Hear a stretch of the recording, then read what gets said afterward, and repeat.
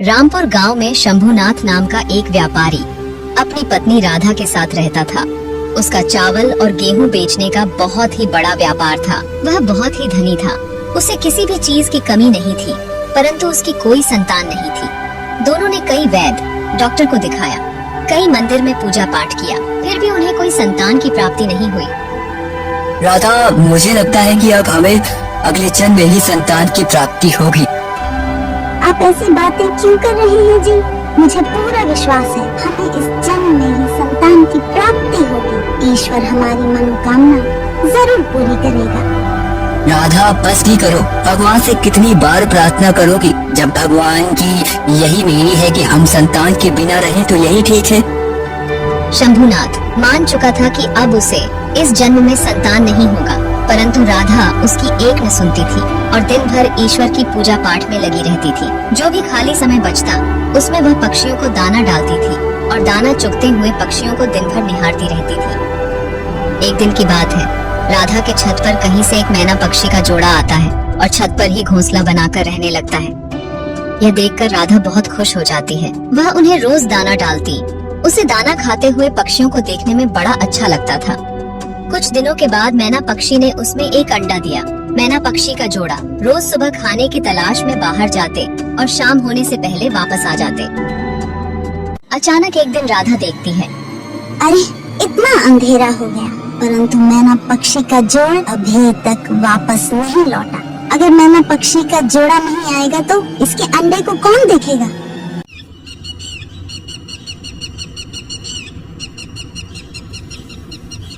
राधा कई दिनों तक उस पक्षियों के घोंसले में आने का इंतजार की, परंतु वह मैना पक्षी का जोड़ा लौटकर वापस नहीं आए। तब राधा ही उस घोंसले में रखे अंडे का निगरानी करने लगी।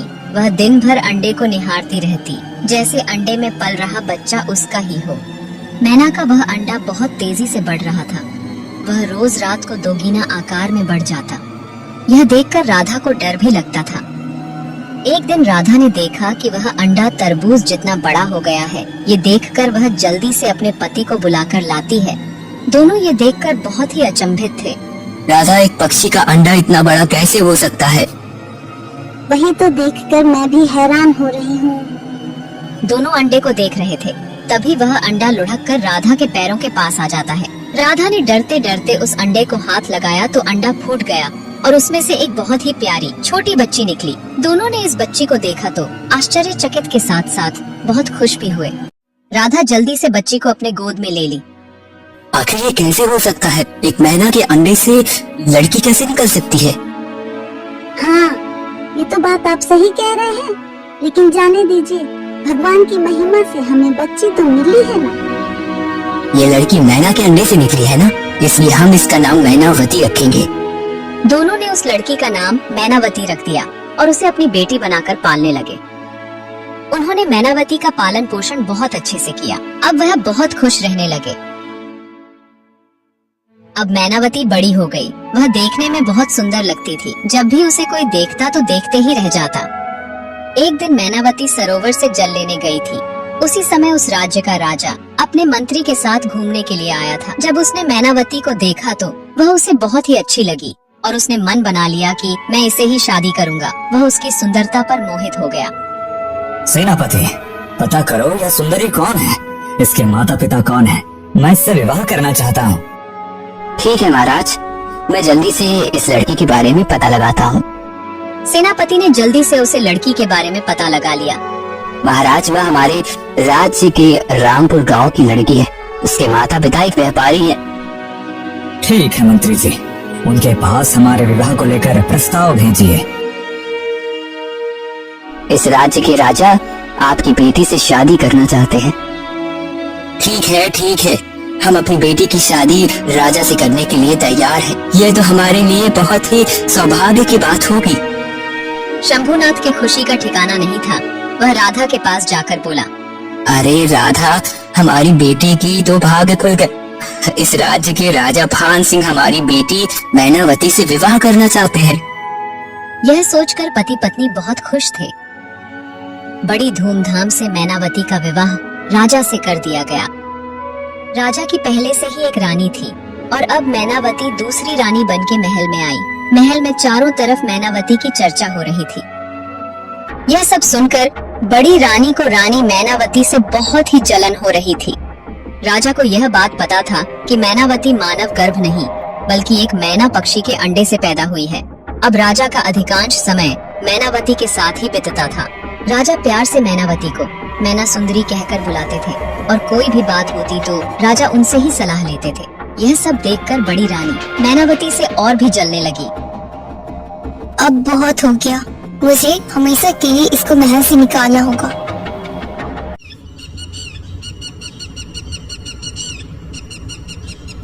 एक दिन वह मैनावती के पास जाती है और बोलती है, मैना सुंदरी, तुम तो हमारी तरह किसी इंसान के पेट से नहीं आई हो।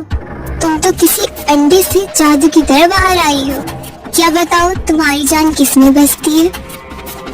दीदी, जैसे सभी की जान उनके हृदय में होती है, वैसे ही मेरी भी जान मेरे हृदय में ही है। देखो मैना सुंदरी, मैं तुम्हारी बहन की तरह हूँ। मुझे यह जानने की बहुत इच्छा हो रही है कि तुम्हारी जान किसमें बसती है। अब तुम रानी बन गई हो और राज परिवार के लोगों पर हमेशा जान का खतरा बना रहता है। इसलिए तुम मुझे बता दो कि तुम्हारी जान किसमें है, ताकि तुम पर कोई खतरा होने पर मैं तुम्हारी रक्षा कर सकूं। मैनावती बहुत ही मासूम और साफ दिल की थी। उसे नहीं पता था कि बड़ी रानी के मन में क्या चल रहा है और उसे कितना ईर्ष्या करती है, इसलिए वह बड़ी रानी को सारी सच्चाई बता देती है। दीदी, मेरे मायके में मेरे घर के आंगन में एक कुआं है और उस कुएं में एक लकड़ी का बक्सा है और उस लकड़ी के बक्से में एक छोटी सी डिबिया है और उस डिबिया में एक मोतियों की माला है और उसी माला में मेरे प्राण है। यह सब बातें जानकर बड़ी रानी ने मैनावती से कहा, मैना सुंदरी, तुम्हारी जान तो बहुत ही सुरक्षित जगह, परंतु ध्यान रखना, हम रानियों के अनेकों दुश्मन होते हैं। हमें जान का हमेशा खतरा बना रहता है। यह कहकर बड़ी रानी वहाँ से चली गई और मैनावती उसकी यह बातें सोचने लगी। तभी वहाँ पर राजा आ जाते हैं। किन ख्यालों में खोई हो मैना सुंदरी, हमें भी तो बताओ। महाराज, अगर मैं मर जाऊँ तो मेरे शरीर को जलाना नहीं। ये कैसी अपशगुन बातें बोल रही हो मैना सुंदरी? महाराज, मरना तो एक दिन सबको है, परंतु मैं अपनी सारी बातें बताना चाहती हूँ। महाराज, मैं मर जाऊँ तो मेरे शरीर को जलाना नहीं, बल्कि एक महल बनवाकर उसके आंगन में मेरे शरीर को रखवा देना और उस महल के चारों ओर ऊंची ऊंची दीवारें बनवा देना, ताकि उस महल के अंदर कोई प्रवेश ना कर सके। और हाँ महाराज, महल में एक बगीचा भी बनवा देना और जरूरत के सारे सामान भी रखवा देना। बस अब शांत भी हो जाओ मैना सुंदरी। जब तक मैं जिंदा हूँ तब तक तुम्हें कोई नहीं मार सकता। मैं तुम्हारे साथ हमेशा रहूंगा। यह कहकर राजा ने मैं सुंदरी को गले लगा लिया। राजा ने देखा कि मैनावती को बहुत तेज बुखार है। राजा ने तुरंत राजवैद्य को उपचार के लिए बुलाया। राजवैद्य ने कुछ औषधियों को दिया और महाराज से बोला, महाराज, खुशखबरी है, रानी मैनावती माँ बनने वाली है। यह सुनकर राजा बहुत ही खुश हो गए और राजवैद्य को उपहार में बहुत से सोने के सिक्के दे दिए। पूरे राज्य में खुशी की लहर दौड़ पड़ी, क्योंकि राजा की यह पहली संतान थी। बड़ी रानी से राजा को एक भी संतान नहीं था। राजा बहुत खुश थे। अब वह छोटी रानी की बहुत देखभाल करने लगे। यह देखकर बड़ी रानी ने सोच लिया कि जब से छोटी रानी आई है तब से राजा मुझ पर ध्यान नहीं देते। अब हमेशा के लिए इसको अपने रास्ते से हटाना पड़ेगा। सुनो दासी, तुम जल्दी से एक गोताखोर को बुलाओ। दासी गोताखोर को रानी के पास ले गई। सुनो गोताखोर, मैं जैसे जैसे बोल रही हूँ तुम्हें वैसा ही करना है। तुम तुरंत मैना सुंदरी के मायके जाओ और जब उसके माता पिता घर में नहीं हो तो मौका देखकर चुपके से उसके घर में घुस जाना। घर के आंगन में कुआं है, उस कुएं में एक लकड़ी का बक्सा है और उस बक्से में एक छोटी सी डिब्बिया है। उस डिब्बिया को निकाल कर मेरे पास ले आओ। इसके बदले मैं तुम्हें बहुत से सोने के सिक्के दूंगी। और याद रखना, अगर तुम इस काम में असफल रहे या बात किसी को कानो कान खबर चली तो मैं तुम्हें जान से मरवा दूंगी। ठीक है महारानी जी, मैं यह बात किसी को नहीं बताऊंगा और मैं आपको आज ही वह डिबिया लाकर देता हूँ। वह मैनावती के मायके चला गया और जब उसके माता पिता घर पर नहीं थे तो मौका देखकर घर में घुस गया और कुएं से लकड़ी के बक्से को खोलकर उसमें से छोटी सी डिबिया निकाल लिया। बक्से से डिबिया के निकलते ही मैनावती की तबीयत खराब हो गई। गोताखोर वह डिबिया ले जाकर बड़ी रानी को सौंप दिया। बड़ी रानी ने गोताखोर को बहुत से सोने के सिक्के दिए। बड़ी रानी ने जैसे ही डिबिया खोली, मैनावती की तबीयत बहुत खराब हो गई। उसकी सांसें ऊपर नीचे होने लगी। बड़ी रानी ने उस डिबिया से माला को निकालकर अपने गले में पहन लिया। जब बड़ी रानी ने उस माला को अपने गले में पहनी तो रानी मैनावती की सांस एकदम से रुक गई और वह मूर्छित होकर नीचे गिर गई। राजा ने यह देखा तो जल्दी से राजवैद्य को बुलवाया। राजवैद्य ने रानी को देखा तो उनकी सांस रुक चुकी थी। महाराज, अब रानी मैनावती इस दुनिया में नहीं रही, उनकी मृत्यु हो चुकी है। नहीं, ऐसा नहीं हो सकता। यह कहकर राजा फुट फुट कर रोने लगे। पूरे महल में मातम सा छा गया। सभी लोग सोच रहे थे यह कैसे हो गया। उधर बड़ी रानी मैनावती के मौत की खबर सुनकर बहुत खुश थी। अब तो मैनावती की जान मेरे हाथों में है। अब मेरे रास्ते का कांटा हट गया। थोड़ी देर बाद मंत्री राजा के पास आता है और बोलता है, महाराज, रानी के अंतिम संस्कार का समय हो गया है। हमें उनके शरीर को जलाने के लिए जाना होगा। नहीं मंत्री जी, हम मैनावती के शरीर को नहीं जलाएंगे। नगर के बाहर एक दूसरा महल बनवाइए और उसके आंगन में हमारी रानी मैनावती के शरीर को रखवा दीजिए। उस महल को चारों ओर से ऊंची ऊंची दीवारों से घिरवा दीजिए ताकि उसमें कोई प्रवेश न कर पाए। साथ ही महल में ढेर सारा खाने पीने का सामान और अनाज रखवा दीजिए। सारी सुख सुविधाओं का सामान रखवा दीजिए। यही हमारी मैना सुंदरी की आखिरी इच्छा थी। मंत्री राजा की बात सुनकर हैरान थे कि महाराज ऐसा क्यों करवा रहे हैं, परंतु मंत्री ने राजा का आदेश मानते हुए नगर के बाहर एक बहुत बड़ा महल बनाया है। उसे ऊंची ऊंची दीवारों से घेरवा दिया। उस महल के आंगन में मीनावती के शरीर को रखवा दिया गया। साथ ही ढेर सारा खाने पीने का सामान, सुख सुविधाओं का सामान रखवा दिया। मैनावती की मृत्यु पर बड़ी रानी बहुत ही खुश थी और वह सोच रही थी कि चलो, वो हमेशा के लिए मैनावती चली गई। अब महाराज मुझे ही मानेंगे और मेरे साथ ही रहेंगे। इधर राजा बहुत दुखी थे। उनका किसी भी काम में मन नहीं लगता था। वह हमेशा मैनावती की यादों में खोए रहते थे। एक दिन राजा ने सोचा, मैना सुंदरी ने आखिर अपने शरीर को जलाने से मना क्यों कर दिया? क्या वह फिर से जीवित होकर लौट आएगी? परंतु ऐसा नहीं हो सकता। मरे हुए लोग वापस नहीं आ सकते। राजा अपने दिल को समझा लेते। वह मैनावती की याद में कभी कभी उसके महल के चक्कर लगाया करता था।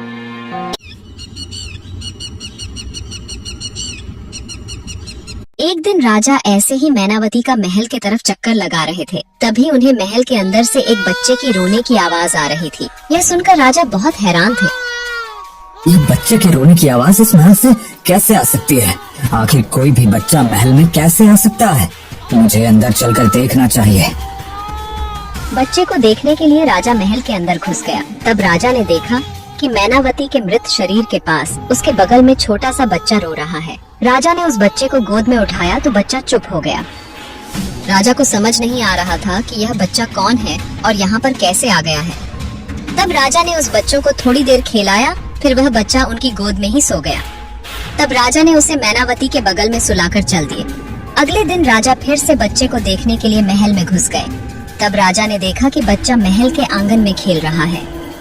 राजा ने फिर से गोद में लिया और थोड़ी देर खिलाने के बाद बच्चा फिर से सो गया। तो राजा ने उसे मैनावती के शरीर के पास सुलाकर चले गए। राजा रोज उस बच्चे से मिलने के लिए जाता और बच्चे के साथ थोड़ी देर खेलने के बाद मैनावती के पास सुलाकर चला आता है। धीरे धीरे समय बीत रहा था। अब वह लड़का बड़ा हो गया था और सारी बातें भी समझने लगा था। ऐसे ही एक दिन राजा ने उस लड़के से पूछा, बेटा तुम कौन हो और तुम्हारी माँ कहाँ पर है? लड़के ने मैनावती के शरीर की तरफ इशारा करते हुए बोला कि मेरी माँ यही है। यह सुनकर राजा बहुत ही हैरान था। राजा ने बड़ी हैरानी से देखा। बेटा तुम्हें रोज खाना कौन खिलाता है? मेरी माँ मुझे रोज खाना खिलाती है। यह सुनकर राजा बहुत ही हैरान था। राजा ने बड़ी हैरानी से देखा। मैनावती बिल्कुल निष्प्राण लेटी हुई है। ये बच्चे को खाना कैसे खिला सकती है? बेटा, कब जागती है तुम्हारी माँ? मेरी माँ रोज रात को जागती है और मुझे ढेर सारा प्यार करती है और खाना खिलाती है। फिर सुबह होने से पहले ही वह सो जाती है। बेटा, आज रात में जब तुम्हारी माँ जागेगी तो उससे पूछना कि माँ, तुम दिन भर सोती रहती हो और रात को ही जागती हो, ऐसा क्यों? ठीक है, आज रात में जब मेरी माँ जागेगी तो मैं उनसे यह बात पूछूंगा। ये कहते कहते बच्चा सो जाता है। फिर राजा उसको मैनावती के बगल में सुलाकर चले जाते हैं। मैनावती का प्राण उस माला में ही था और बड़ी रानी वह माला दिन में पहने रहती थी। तब मैनावती के शरीर से प्राण निकल जाती थी और वह बिल्कुल निष्प्राण हो जाती थी। परंतु बड़ी रानी रोज उस माला को रात में सोने से पहले खोलकर रख देती थी। तब मैनावती के शरीर में उसका प्राण आ जाता था। मैनावती जब रात को जागी और अपने बच्चे को खाना खिला रही थी, तब बच्चे ने बोला, माँ, मेरा पेट भरा हुआ है, मैं खाना नहीं खाऊंगा। बेटा, आजकल तुम ठीक से खाना नहीं खा रहे हो। माँ, मैं खाना खा चुका हूँ। मैनावती यह बात सुनकर हैरान थी। तुम्हें किसने खाना खिलाया? माँ, मुझे राजा साहब ने खाना खिलाया। वह रोज दिन में आते हैं और मेरे साथ खूब खेलते हैं और मुझे प्यार भी करते हैं। मुझसे थोड़ी देर खेलने के बाद चले जाते हैं। माँ, वह पूछ रहे थे कि जब तुम्हारी माँ जागेगी तो उनसे पूछना कि तुम दिन में ही सोती हो और रात में जागती हो, ऐसा क्यों? मैनावती ने सोचा कि राजा को सारी बात बताने का यही सही समय है। सुनो बेटा, आजकल राजा साहब आए तो उनसे बोलना कि बड़ी रानी के गले में चमकती हुई मोतियों की माला है, उसी में मेरी माँ की प्राण बसी हुई है। बड़ी रानी दिन भर उस माला को पहनी रहती है, जिससे मेरी माँ का शरीर निष्प्राण हो जाता है और बड़ी रानी रोज रात को सोने से पहले वह मोतियों की माला उतार देती है। तब मेरी माँ में प्राण आ जाता है और वह जाग जाती है। अगले दिन रोज की तरह फिर से राजा उस बच्चे से मिलने के लिए जाते हैं। तब वह बच्चा बोलता है, राजा साहब, मेरी माँ बोल रही थी कि बड़ी रानी के शरीर में जो माला है उसमें ही मेरी प्राण है। अगर वह माला मुझे मिल जाए तो मैं फिर से जीवित हो जाऊंगी। राजा समझ गया कि बड़ी रानी को मैना सुंदरी से बहुत जलन थी, जिस कारण वह मैना सुंदरी को जान से मारना चाहते थे। आज मैना सुंदरी की यह दशा बड़ी रानी की वजह से ही हुई है और उसके इस करतूत की सजा उसे जरूर मिलेगी। इससे पहले बड़ी रानी से वह माला लेना बहुत जरूरी है। राजा बड़ी रानी से माला को लेने की योजना बनाने लगा। एक दिन राजा बड़ी महारानी के पास जाता है और उससे बोलता है, महारानी, आपने इतनी भारी मोतियों की माला अपने गले में क्यों पहनी है? इसे उतार दीजिए। नहीं नहीं महाराज, मैं इसे नहीं उतार सकती। यह माला मेरी माँ की आखिरी निशानी है जो मेरी माँ ने दिए थे। मैं यह नहीं उतार सकती। राजा समझ गया कि बड़ी रानी से ये माला लेना इतना आसान भी नहीं है।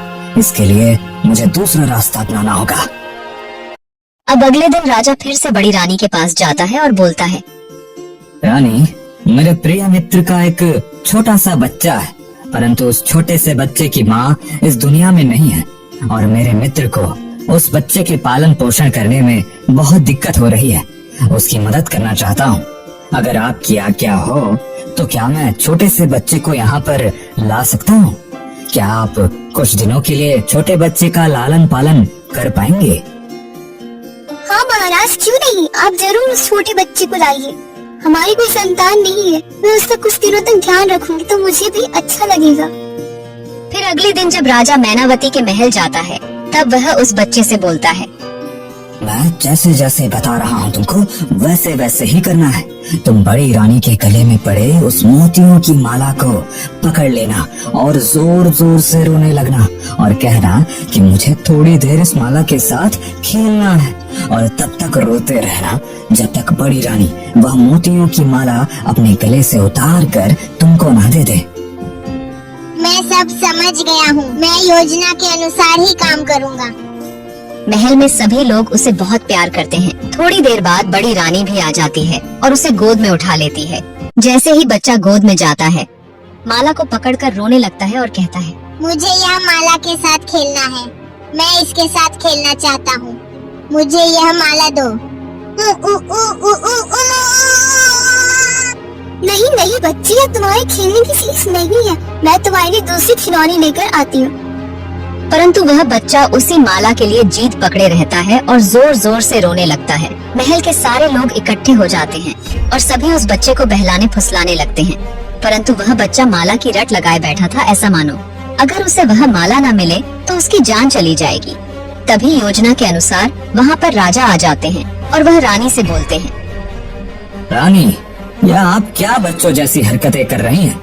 आप राज्य की महारानी हैं और आप एक मामूली सी मोतियों की माला के लिए बच्चों जैसी जिद कर रही हैं कि मैं ये माला नहीं दूंगी। सोचिए, अगर इस बच्चे को कुछ हो जाता है तो लोग आपको क्या कहेंगे? राज्य में आपकी क्या इज्जत बच जाएगी? अब रानी सोचने लगी कि अगर सच में बच्चे को कुछ हो जाता तो राज्य में मेरी प्रतिष्ठा चली जाएगी। एक काम करती हूँ, थोड़ी देर के लिए माला बच्चे को दे देती हूँ और जब इस बच्चे का मन भर जाएगा तो मैं इसे वापस ले लूंगी। बड़ी रानी वह माला अपने गले से निकालकर उस बच्चे को दे देती है।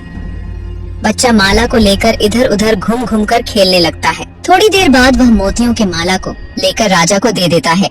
राजा जल्दी से बच्चे को लेकर रानी मैनावती के महल में चला जाता है और मैनावती के गले में डाल देता है। माला के डालते ही मैनावती में प्राण वापस आ जाती है।